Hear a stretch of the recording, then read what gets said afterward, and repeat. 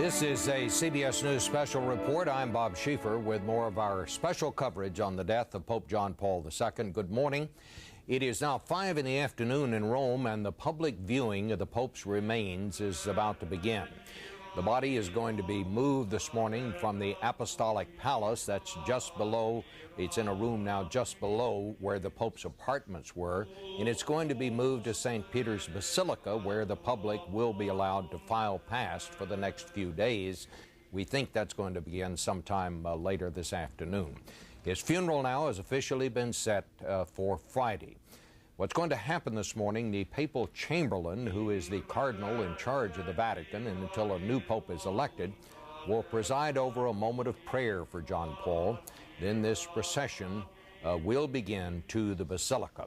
CBS News correspondent and early show anchor Harry Smith is with us this morning in Rome. We're going now to him. Harry, good morning. Thanks very much, Bob. I'll tell you, this is a very important time in the history of the church, and a time that is just fraught with all kinds of emotions as pilgrims have been pouring into Rome for the last day or two. 2 million, as you say, are expected to arrive here by Friday. We're joined by Father Paul Robichaud, who headed the American congregation here in Rome for many of the last years in this last decade, and is a church historian. Let's just talk a little bit about what has transpired now over the last day or two. As you can see, perhaps over my shoulder is the a papal apartment and the building, Apostolic Palace, as it were. Now, the Pope has been in state there since Sunday morning, I guess, Saturday night. And tell us then what will happen in there. What after he died in his apartment, where was he moved to?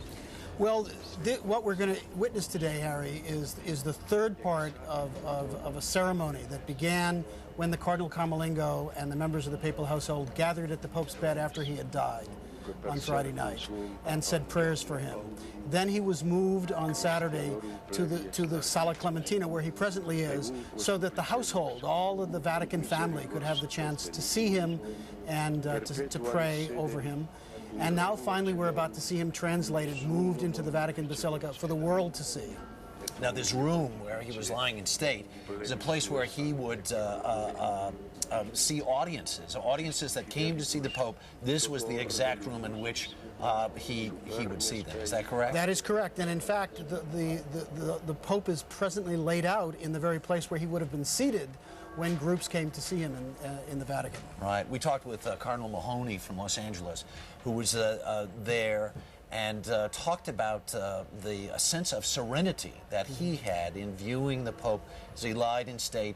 And he said that there was that as opposed to the way we've seen the Pope so much in the last several years, is hunched over, perhaps in pain, clearly struggling with his words, that image was now gone for him, and that there was much more a sense of serenity that surrounded the room, and that he seemed to be almost emanating even in death. Yes, yes, and he made the wonderful statement that when the Pope would pray, he would close his eyes, and now the Pope's eyes are closed in permanent prayer, in eternal prayer. And so there's a great sense of serenity actually in the piazza that I've certainly experienced in walking through the piazza and seeing the people who were here, and in Rome in general among Catholics and even visitors. There's a sense that this not only is this great papacy over, but the great struggle of the end of his life has finally ended. Right. What we're seeing now is cardinals gathered in the hall. And take us through a little bit of the liturgy, because there really is a very specific and prescribed process that has to be followed here. Yes. What is happening is they are bringing the Holy Father out of the Vatican family, to the world, so that the world can see him. This is a very ancient tradition and goes back to the notion that people want to be sure that the Holy Father truly has passed. He's not hidden or kidnapped or locked away somewhere. He has passed from us. And the Vatican community the Vatican family really, is going to present him to the world. So it begins with the Cardinal Camerlengo blessing him with holy water, saying a few prayers, and then the great procession will begin through the Vatican Palace, down the great Scala Sancta of Bernini, the great staircase, through the bronze doors into the piazza. During this period of time, the Sistine Choir will be singing hymns, and the hymns are actually psalms. And they're the traditional psalms that begin with the Lord is my shepherd, and will continue through the psalms of Lord, you are my light and my salvation. All of these psalms that represent I need the help of the Lord accompanies me in the dark moments of my life.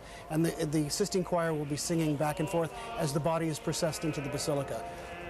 Once we've reached the basilica in the latter stages, then there will be a litany of the saints. There will be prayer, and there will be a closing prayer done by the Cardinal Camerlengo, which the Holy Father is now back where he once was and where he celebrated the Eucharist so many times for the faithful to see. There's such a sense of familiarity about that. To go back to the Psalms, something so common to so many faithful of not just Christianity, but the Jewish tradition as well. Exactly. The 23rd Psalm is what you were reciting. This is something of, regardless of your faith or orientation, I think that is really accessible to a lot of people. It speaks to all people who come as from the Abrahamic tradition. The Jews and also Islam would appreciate the Psalms. So these are very, very ancient prayers, asking God to guide us when there is darkness, but God is light. Right. Paul Robichaud, please stay with us. We'll have more from here in just a little bit. We want to go back to New York now to Bob Schieffer. Bob? Thank you very much, Harry, and thank you, Father. This is one of the most colorful of all ceremonies. These are the final prayers now being said in the Apostolic Palace as the preparations are made to move the Pope's body out of this palace. Now we see the cardinals in their red, out into the square and then into St. Peter's Basilica. And now the procession has begun. The body will be brought down the grand staircase.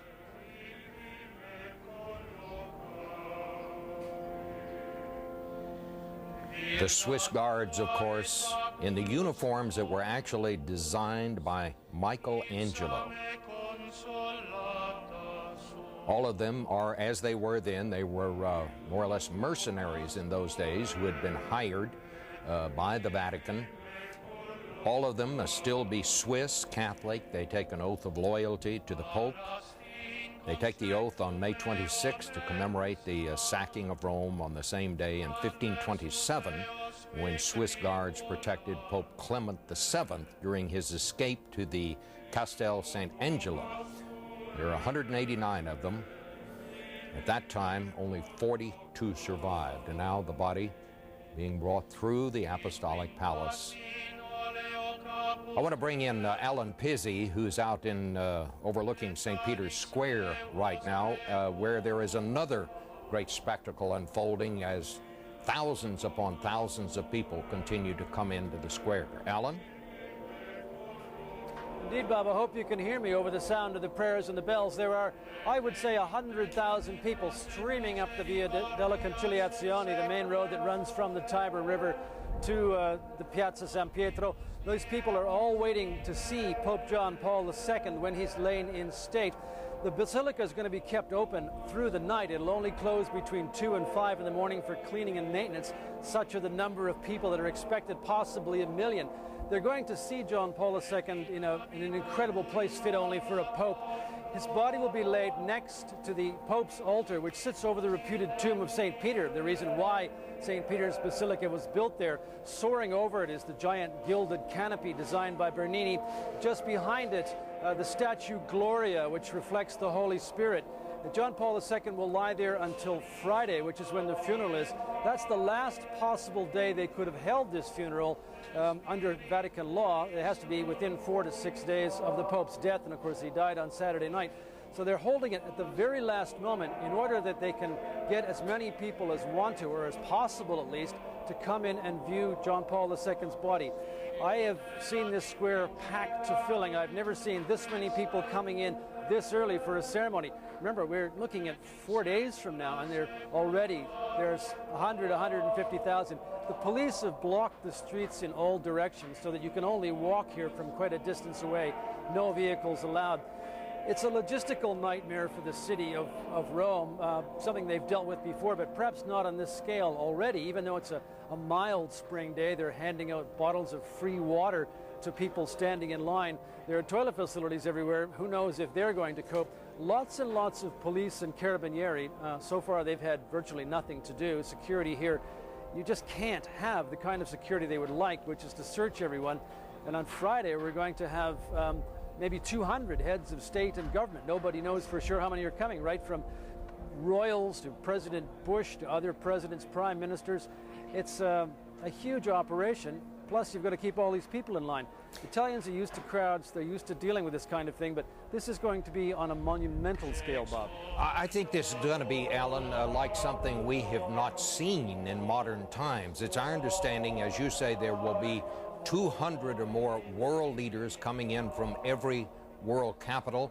We're being told that there may be as many as 2 million people who will be pouring into Rome. Now, anybody who's ever been to a G8 conference where leaders of the West gather, or even a presidential visit to a foreign country, knows about the security that's now required in this age that we live in. And to imagine having 200 world leaders, including the American president, in one place with 2 million visitors, you just wonder how Rome will handle it. But of course, this is a city that is used to visitors, and somehow I suppose they will get through it. But this is going to be a spectacle, the like of which I think the modern world has not seen.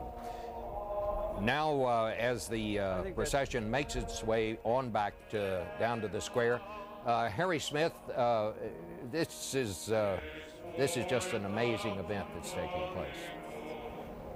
These are the it's really amazing to watch, Bob, as we've got it on a screen here in front of us too, as the events are just unfolding, just a block or two behind us. What are we seeing here, Father? That's the senior usher.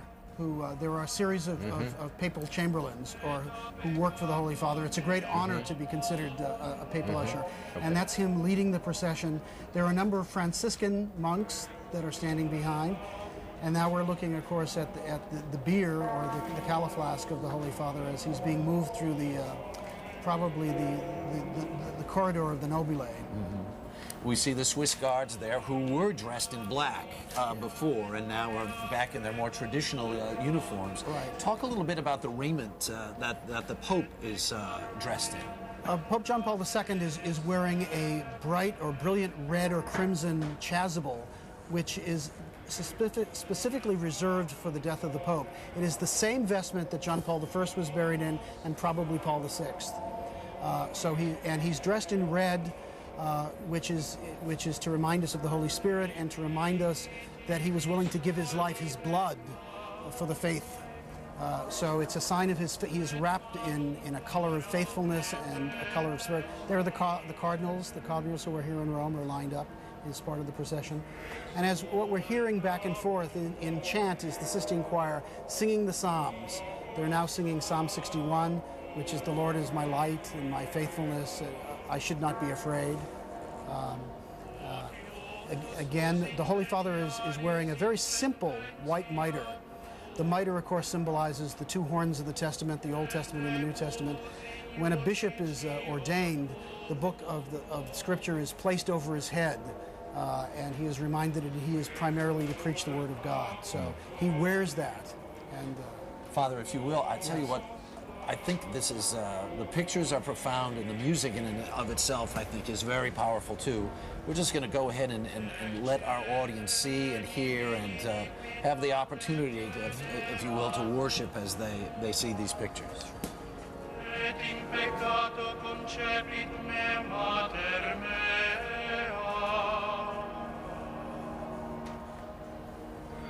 Exultabum Domino, ossa omnia. Ecce in veritatem in corde dilexis, et in occulto sapientia manifestasti mihi. Exultabum Domino, ossa omnia.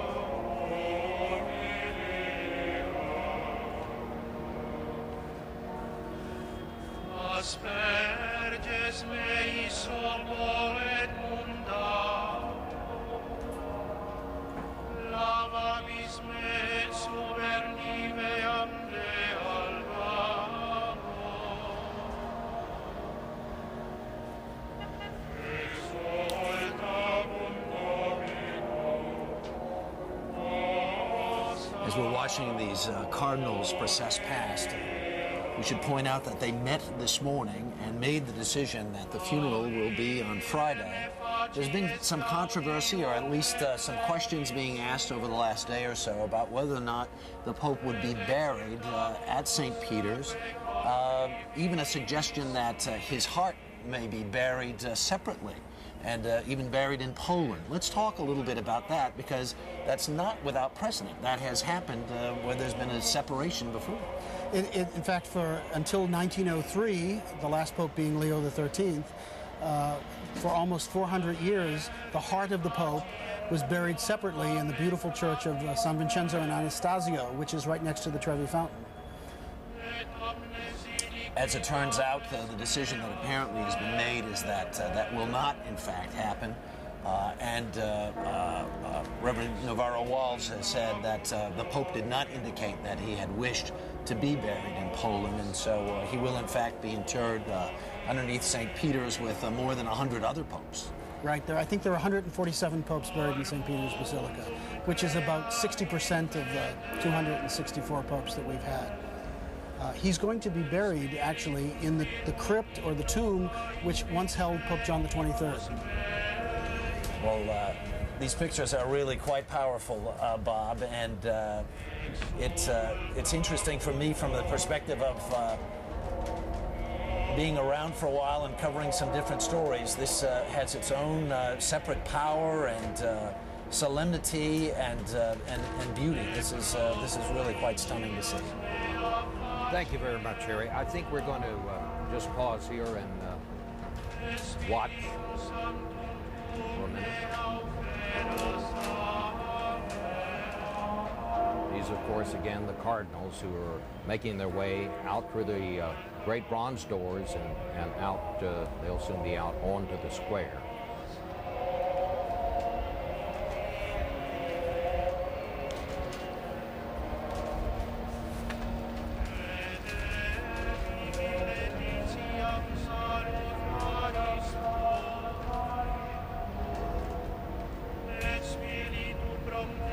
This is the Sala Regia. They've come down a side stairwell, and now they're doing, the Sala Regia is very interesting because it will be part of the conclave. On one side of the Sala Regia is the Sistine Chapel.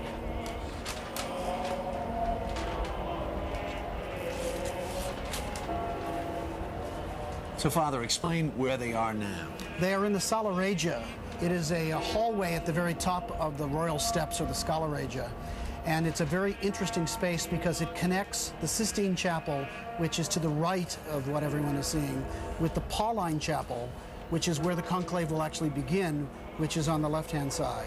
And the cardinals will process through this hallway into the Sistine to open the conclave for the election of the new pope. Now they're starting down the Scala Regia, the royal steps, which was designed by Gian Lorenzo Bernini. And this was the traditional route in which princes came up the steps to meet the Pope when they came to visit him. Father Robichaud, this is Bob Schieffer in New York. Yes, Bob. Am I correct in believing this is the first time we have seen this kind of coverage on television? Yes, the Vatican has been really tremendous and transparent in providing these images. In the past, you would see the Pope, actually you would see the Pope come out of the bronze doors into the Basilica, and then there might be some brief photographs of the Holy Father otherwise. But these images are just incredible, and it's the very first time the Vatican has allowed it. You know, he really was the television Pope, was he not? I mean, this was the Pope who understood modern communications, he understood modern politics. What he visited more than 120 countries, in just his presence there and seeing there had so much to do, it seems to me, with the effectiveness that he had in delivering his message. Well, you know, this Pope not only used the media so powerfully in terms of being a preacher of the gospel and a world missionary, but he used his life, he used his words, he used his suffering, he used his death, and now his funeral as a way of teaching people about having faith and the serenity one has in God. Because this is just a continuing part of his legacy as an evangelist. I mean, this makes so much sense that they would do this televising of his death, just as he reached out to so many people, as Bob suggested, all over the world. Absolutely, and I would not be surprised if this Pope didn't decide that this is the way he would be televised, because of his concern for the world to be able to see him, even in death. Can you tell where they are now? Well, the procession is coming down this great royal staircase. It's a very long staircase. I think the idea was that when royal princes and kings came to see the Holy Father, they got tired out climbing up the staircase. So it takes a little while to come down the staircase. And this was the traditional route in the old days when the Pope sat on a chair and came out on a elevated chair into the piazza. This was the route that he would take. Pope Paul VI did away with the elevated chair, the sedia gestatoria as it was called. And so we rarely see a pope carried down these stairs. The last time was for John Paul I, 26 years ago. Father, how far are they now from being out on the square? Well, the procession has just entered the square. Okay. It's just entering the square now. It's coming through the bronze doors. But there's a lot of people in this procession. A lot of the Vatican is in this procession, including the College of Cardinals. So it's going to take a little bit before the body of the Holy Father comes through the doors.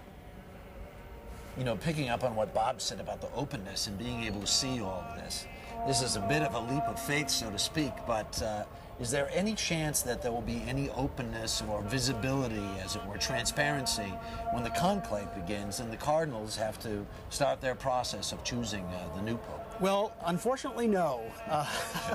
Absolute, total secrecy is what this Pope has mandated in his 1996 letter for the next conclave, and that's the way it will be. Yes, he mandated very specific instructions, even down to tiebreakers, as it were.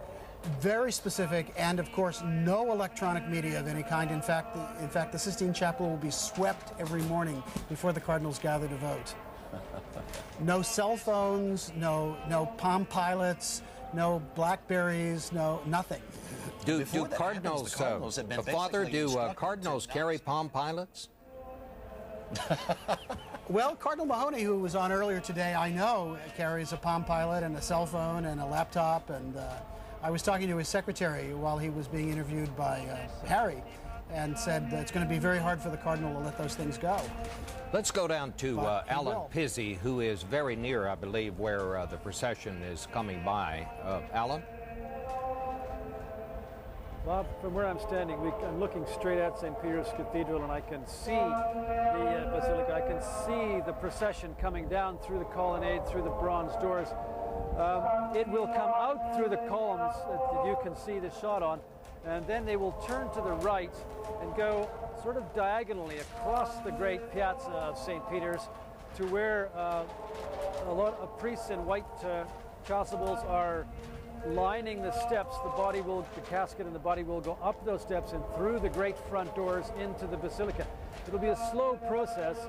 The piazza is fairly well filled at the moment, and then back from it, beyond the open space that's cordoned off, there are literally tens, hundreds of thousands of people waiting their turn in line.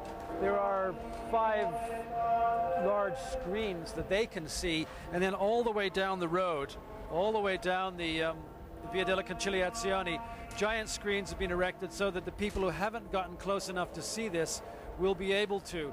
I can see flags from various places flying. A lot of people are holding rosaries, waiting for them to be blessed.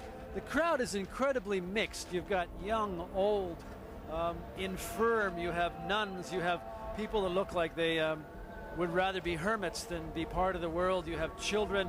It's such an historical moment, and this Pope was so well known, arguably the most well-known figure on the face of the earth. It's said that he has been seen live by more people than any other human being in the world, tens of millions.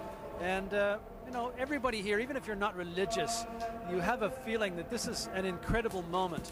Other popes, as Father Robichaud have said, said before, have not had this kind of ceremony so public, so open. The Vatican has been so free with information to us, and most of the images that you're seeing are provided by Vatican TV. They have the prime locations for the cameras, and it's a spectacle for the world to see. Of course, it's an amazing sight because you're looking at this magnificent cathedral, arguably the most beautiful church in the world, according to some people. Certainly, the soaring dome designed by Michelangelo is beyond the realm of anything else, any other building that I know of. Even in Rome, it's superb. And all around the colonnade, of course, there are the statues of popes and saints. John Paul II will be laid to rest underneath this basilica. It's named St. Peter's Basilica because it's built on the reputed tomb of St. Peter. In fact, Vatican City was built to protect that tomb from marauding invaders. And as a consequence, that's how it became Vatican City. As all those people standing in the square waiting for the Pope's body to pass by are actually in a foreign country. Once you cross the street here, you enter St. Peter's Square. It's actually part of Vatican City, another country, the smallest country in the world. The man who ruled it bestrode the whole world. There were 1 billion followers, adherents to the Catholic religion, but the words he had to say, made him, his position gave him immense power. This is a strange period. You have everyone paying homage to this man. The office he held, which is what brought him all this fame and power, if you will, is now vacant and will be for the next 3 weeks. So it's quite a spectacular thing. I can now see the coffin is almost about to come out. You'll notice that the Swiss guards, who have these very colorful uniforms, are dressed in black capes. That's the sign of mourning. The crowd, too, can see the screen that I can see, and I can see better than they can because I'm up higher, but seeing the screen, they broke into applause.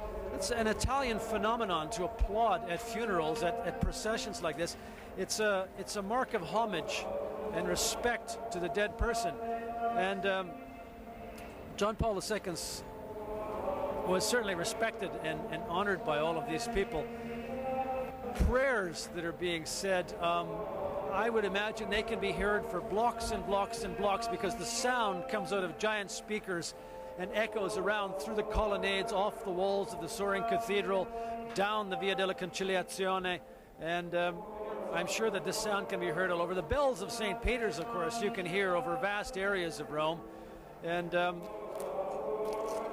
I don't know who's singing, but it is even at the over-modulated tone that it's quite a beautiful sight. This procession is moving very slowly, but as it would, John Paul II's coffin would be made of simple wood and then lead-lined. It will then be placed in another coffin before burial. It's quite a ritual process, actually. He was embalmed by a family that has been embalming the popes for about 100 years. So everything here is steeped in tradition. These rich rites and rituals go back centuries and centuries. I can see John Paul II's casket coming out now. It's quite extraordinary, actually, to see. You see his feet. I see him lying there in repose. I saw this man when he was younger and more vigorous. He used to stride back into the press section of the plane and chat to us. And then as he grew older and more infirm, he would talk to us over the tannoy, over the loudspeaker system. And in the end, he didn't speak to us at all. But every time you saw him, you were struck by his will to carry on. And I think that it's coming home, really, to see him laying there in peace. And it's interesting that he died, as Father Robichaud said. His example in death was as his example in life. He showed us how we proceed. Whether you're religious or not, you have to be impressed, I would say even awestruck by what we're seeing here. And certainly it's attracted more people than any other event in Rome. The Jubilee in 2000 got millions, but this will get 2 million, and I'm thinking they may even get more, Bob. Okay, Alan, let's just watch and listen for a minute as the body of Pope John Paul moves through St. Peter's Square and into the Basilica.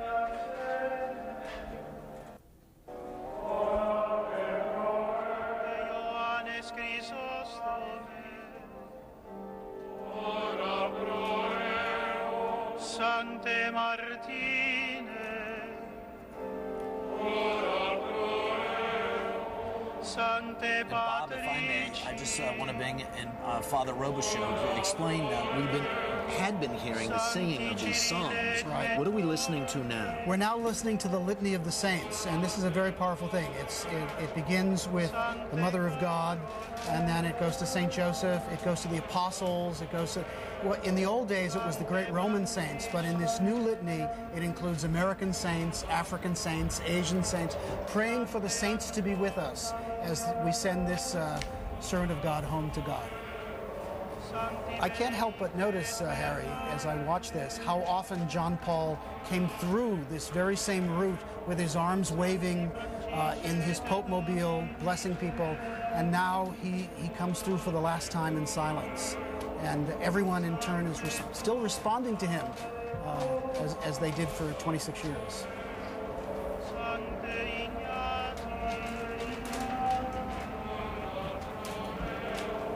Sancte Francisce, Sancte Vincenti, Sancte Ioannes Maria,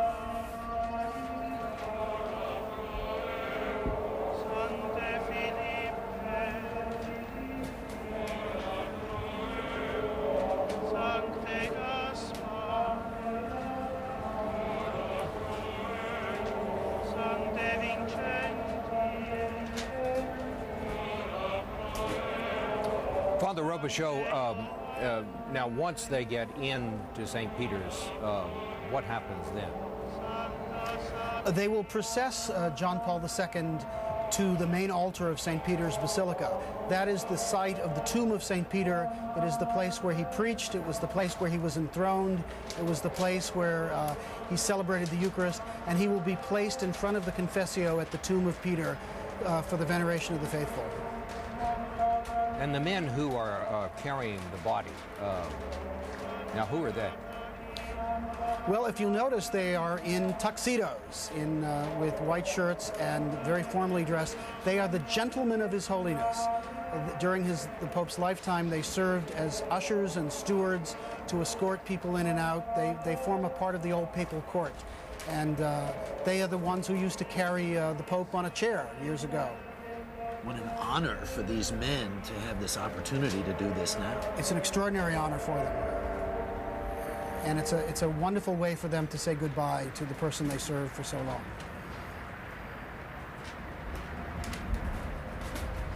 For people who have come to Rome and visited on holiday and vacation and gone inside the Basilica, it is an enormous place filled with phenomenal statuary.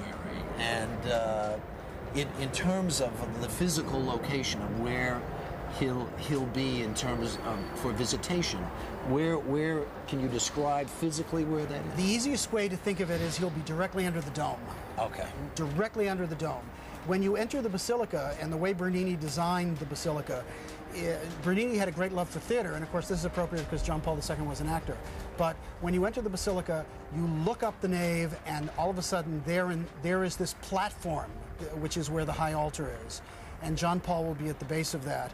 And Bernini designed it as a stage for the Pope to be standing directly over the tomb of Peter, and behind him was the great throne of St. Peter itself. And he would be symbolizing being at the very center of the Catholic world. So he returns to the center of the Catholic world, this platform, for the last time.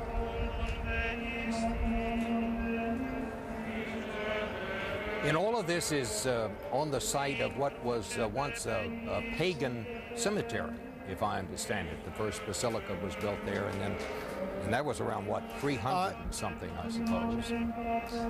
Well, what happened was we believe that St. Peter was martyred in a circus that was basically part of the piazza, the present piazza of San Pietro. And right next to it was a sloping hill, which was a Roman necropolis. It was maybe about 30 years old or so when Peter was martyred. His disciples took him down and carried him up the hill and buried him there. And eventually, in time, it became a massive Roman necropolis. It became the central cemetery for the city of Rome. When Constantine came along in 320 and wanted to build a basilica on top of this space, there were hundreds, if not thousands, of tombs.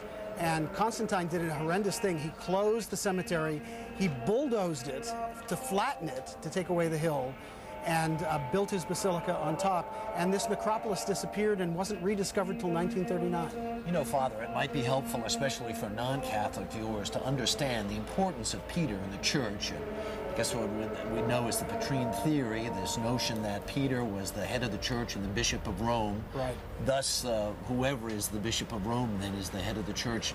Please amplify on that a little bit. Well, the bishops traditionally are the successors of the apostles, and Peter is considered the first of the apostles, and he was given a special commission by Christ to watch over the church, to lead the church.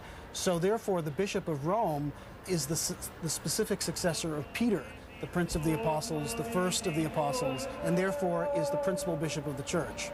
That's our understanding. These are beautiful pictures. And he is being processed to the altar. The altar sits directly above the tomb of Peter. Originally, when Constantine built this basilica, there was just a small memorial vault, a small 6 by 6 foot marble box over the tomb. In time, Gregory the Great and later popes wanted to celebrate the Eucharist on top of the tomb, and a platform was built, and that platform grew and grew and grew and grew into the great confessio and the great altar space that we see them bringing the Pope to now. So the Pope's body will be placed under this canopy over No, the the ancient canopy is, tomb of St. Peter, which Yes. lies directly Next to below the altar. Let's just watch. That is correct. St. Let's Peter just is- watch as this takes place. Et bello servare digneris.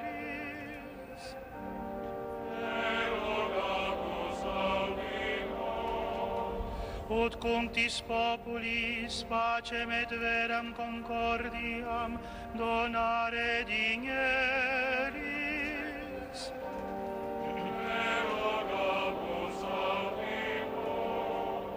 Ut ecclesiam tuam santam regere et conservare digneris.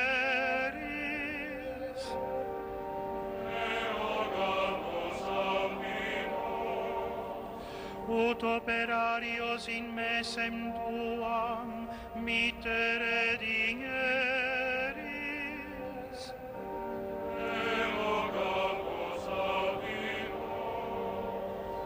Ut omnes ecclesiasticos ordines in sancta religione conservare digneris.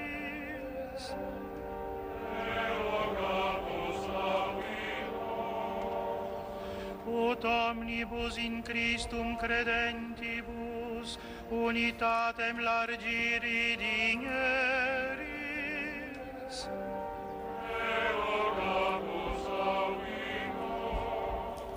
Ut omnes homines ad Evangelii lumen perducere digneris.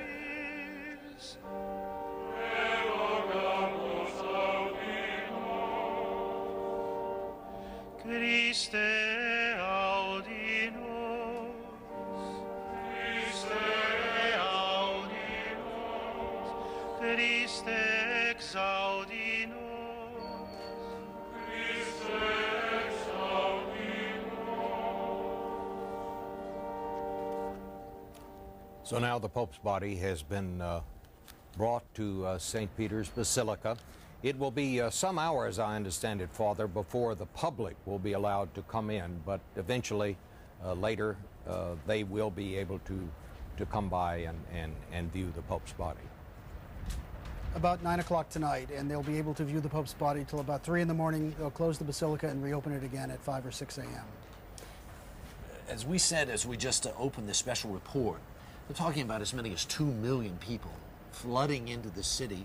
The last time a pope died, they said there would maybe be 750,000 people who came here. It certainly talks a lot about the power of this pope, the longevity of his service. It is amazing, Bob, as you know, you've talked to Alan Pizzi out in the square, and as those of us who have been here the last day or two have been in the square and been with these pilgrims. Father, speak to this a little bit. There's less a sense of mourning here than I think there is a sense of thanksgiving for the service of this man. I believe that. I really believe that we, in many ways, particularly here in Rome, we really suffered with the Holy Father in the last months of his life. And now we know he's with God, and he's home. So now there's a great sense of serenity, and the focus is really on giving thanks for the 26 years of our Universal Pastor's ministry to us. What are we seeing there? The Cardinal Camerlengo is about to bless the body with holy water, and he will say some very simple prayers that are said at the end of every Catholic funeral, which is, saints of God come to his aid, angels of the Lord come to him and lead him into paradise. And they will then incense the body with as well. And that will bring the ceremony to a close.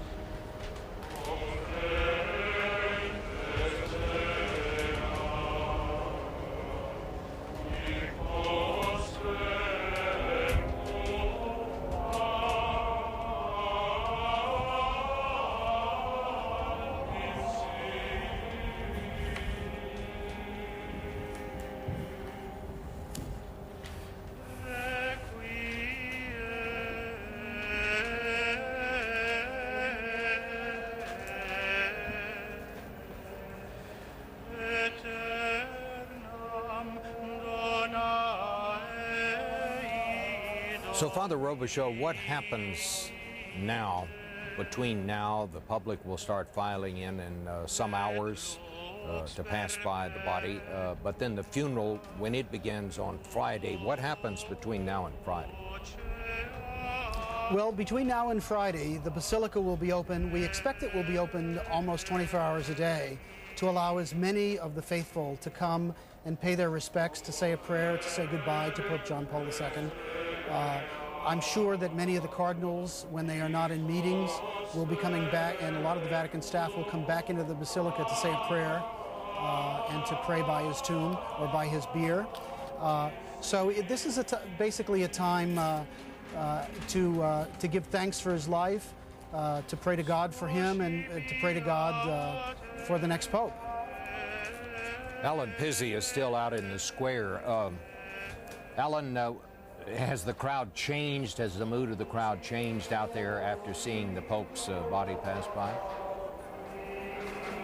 Yes, it did, Bob. There was a round of applause, and then there was a little, you could hear a little more talking in the crowd then. People have been amazingly respectful throughout all of this whole thing, and some of the people now are beginning to filter out of the square, people who spent a long time waiting to get in there. I think they just went to see the Pope be brought into the Basilica, and they're not going to stick around until they can go in, but many, many more people are still coming in. It goes on and on. It's the mood of the whole city has changed ever so slightly. When the Pope was dying and just after he died, you know, it was just sadness. There was like a weight was upon people. But now they've realized, I think, that we've passed on to another moment here, and I think that's probably the message John Paul wanted to put forth. You know, he died serenely. His message was, this happens, we go to another place, all is well. And now people are already beginning to look ahead. They're certainly respectful. They're going to pay their respects to this man that many of them revered, and almost everyone at least respected, even if you didn't agree with everything he said. He had an enormous amount of respect. And already there's a looking ahead. Well, what will the next one be? And even the cardinals, you know, who are having to go through all of the ceremonial parts of it, That's what they've got to be thinking about too. There is a mood sort of, okay, we're in this transitional period, but we're also looking ahead. I think that people have already come to terms with the fact that he's gone. We knew he was going, he's gone. His message was, I'm all right with this, basically. It's fine with me. Everyone be joyful. And I think that's, that message has gotten through, Bob. It's quite an interesting change in the atmosphere. Subtle, but it's there. All right, now the ceremonies, as it were, now going on inside St. Peter's. We see the cardinals. Some of them are still coming to Rome. There are more than, around 183 cardinals now, I think. 117 of them will actually meet in the conclave, the secret meeting to select the new pope. That, of course, will not begin until after the funeral. It is Pope John Paul II who modified the rules and put the rules into effect how the new pope will be selected, and that is no cardinal over the age of 80 will be allowed to vote. Those under the age of 80, and there are 117 of them that will meet and begin and make the selection. It took about 4 days to select this pope. No one knows, of course, how long it will take to select the next one. It requires a 2/3 vote, but then if they reach 30 ballots and are unable to get a 2/3, then a simple majority selects the next pope.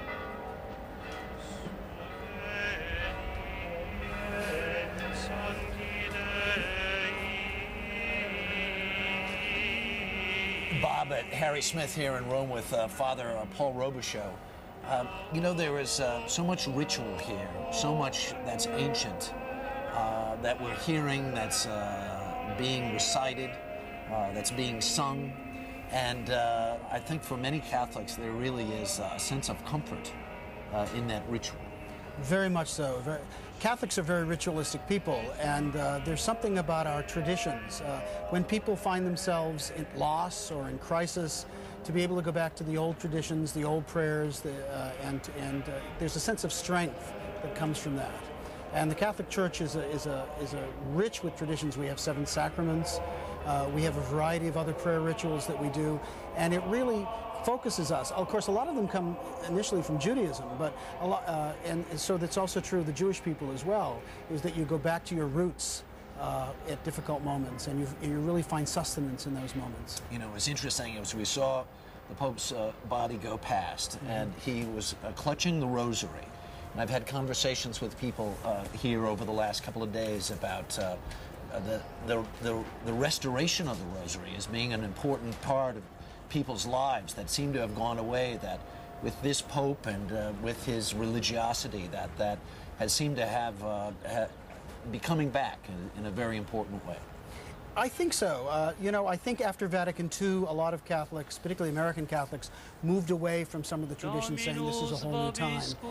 Later on, as time went on, they went back to those traditions, those rituals, those prayers, because they mean so much. And the Rosary is a beautiful, beautiful set of prayers that anyone can say, and is focused very traditionally on there are 5 sets of mysteries. John Paul II loved the Rosary so much, he created a whole new set of mysteries called the Mysteries of Light for the Rosary. What we're seeing right now is the reading of the Gospel. This is the Gospel from the 17th chapter of John, where Jesus gives the priestly prayer, and he says, "Father, I have cared for these, and now as I prepare to return to you, take care of them, be with them." It's a beautiful, beautiful, an appropriate passage of the Gospel as this Pope says goodbye to us and now leaves us in God's hands.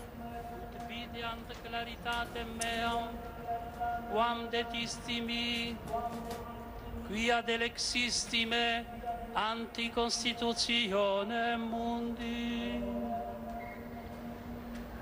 Pater juste, et mundos te non cognovi, ego autem te cognovi, et i cognoverunt quia tu me misisti, et notum fecieis nomen tuum, et notum faciam ut dilexio qua dilexistime in ipsis sit, et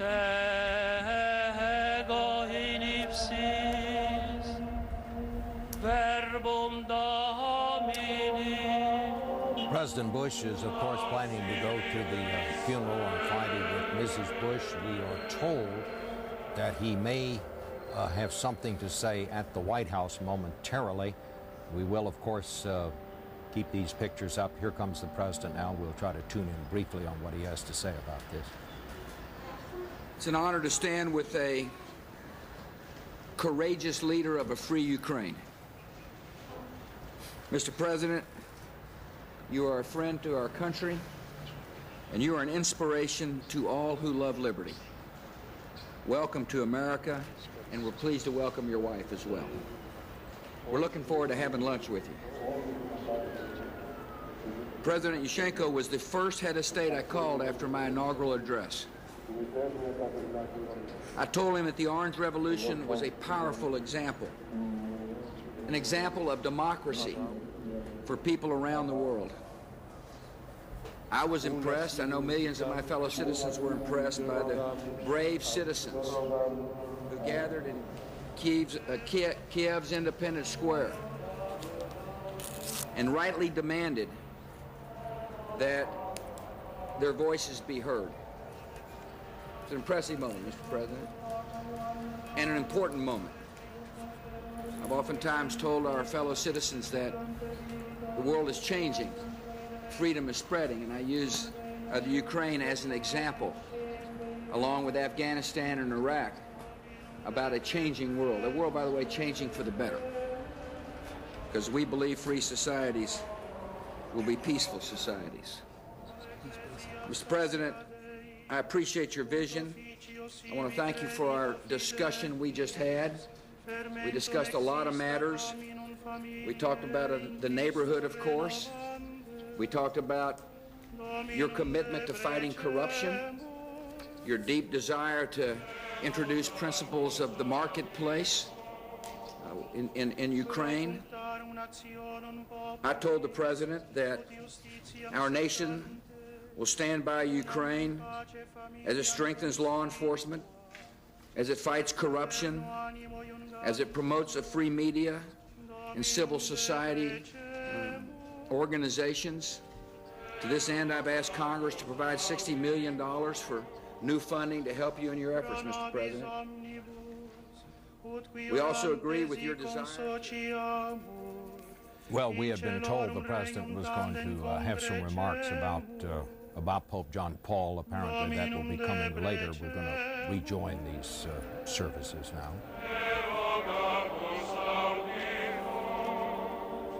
Bob, if I may, Harry Smith again with Father Paul Robichaux. There's a series of prayers now that are being offered up, and they're quite specific in terms of their intent. Yes, there's a prayer for the Holy Father, then there's a prayer for the Church at this moment, then there's a prayer for all peoples and all nations, and finally it culminates in the Our Father, which is what you're hearing right now.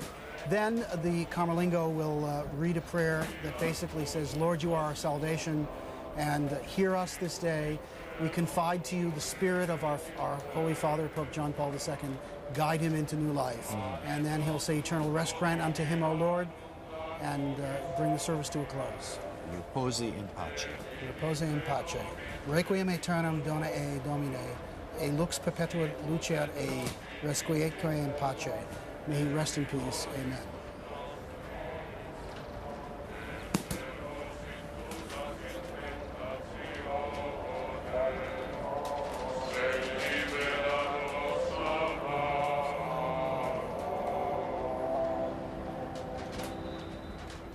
Esaudinos Deus, salutaris noster. Una cum omnibus antis. You're watching continuing CBS News coverage of the death of Pope John Paul II.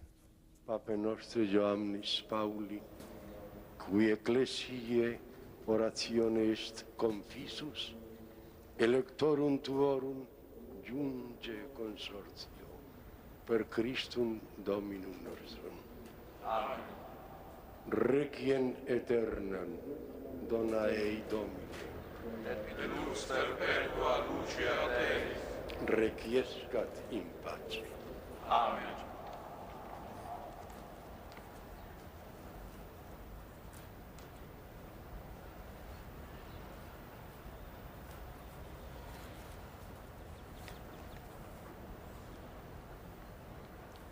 These remarkable scenes that we're seeing today, only the beginning of a week of spectacular and moving scenes.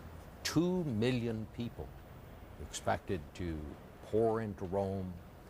World leaders from 200 countries, President and Mrs. Bush from the United States, Prime Minister Blair, the Archbishop of Canterbury from Great Britain. You may recall that Prince Charles was planning to marry his longtime lover on Friday. That has now been postponed so that Prime Minister Blair and the Archbishop can come to these funeral services in Rome. And then after that, they will begin in closed session, the cardinals, to select the new pope. But all of that is probably 2 weeks down the road.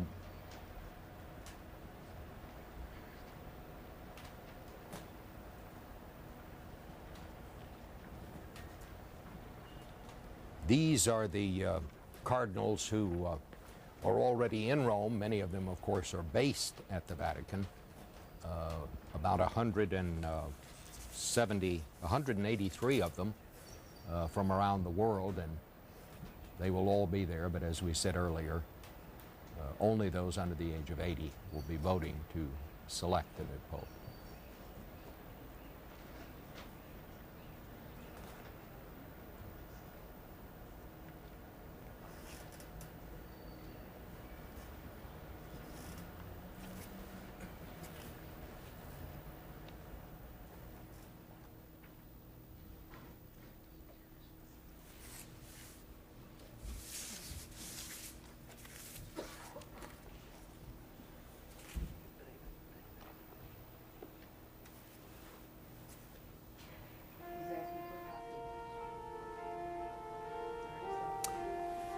We want to remind you to stay with CBS News and the CBS station for the latest on the death of Pope John Paul. We will come back on the air with any major developments, and we'll have, of course, full coverage from Rome and around the world on tonight's CBS Evening News. I'm Bob Schieffer, CBS News in New York. Good day.